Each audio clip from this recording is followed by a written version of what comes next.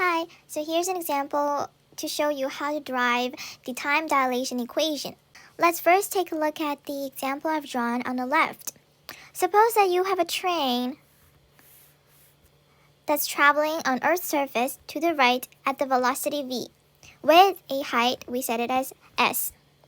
And you, as an observer, is inside the train, who observes that there is a light beam shooting from point A all the way to the top and gets reflected back to its original point.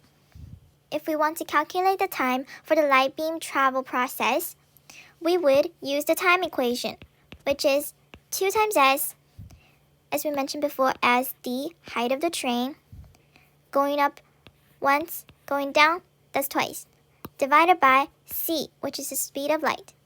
Now, because you, as an observer inside the train, is observing this light beam shooting from point A and returning to point A again. So it has the same starting point and end point. Therefore, we call this time as the proper time. Moving on to scenario 2 I've drawn on the right. Here you're no longer an observer observing this light beam shooting from inside the train. You're now standing outside of the train observing this occurrence from the ground.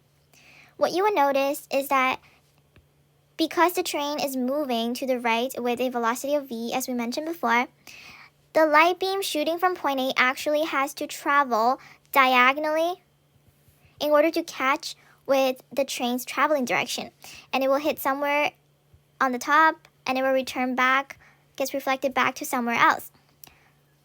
Because the train is going at a certain velocity to the right, we have to consider a horizontal component of the speed of the light, which is the train speed v. And to calculate the vertical component of the speed of the light, we would just use Pythagorean theorem, square root c squared minus v squared. And that's the vertical component of the speed. And we said before that the height of the train is s. So if we want to figure out the time that it took for this light beam from your view as an observer from outside on the ground observing this, we would use the time equation again, which is the 2 times s divided by the vertical component of the speed of light, which is square root c squared minus v squared. As an observer from outside of the train watching this light beam strike, you would notice that the light beam actually shot from point A, but it did not return to point A. So it has a different starting point and end point. Therefore, we call this time the measured time.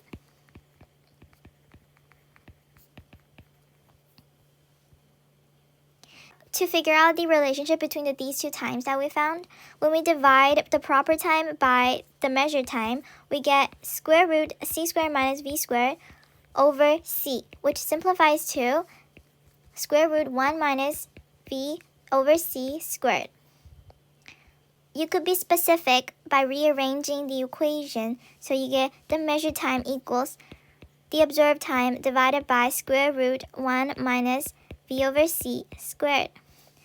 And that's how you derive the time dilation equation.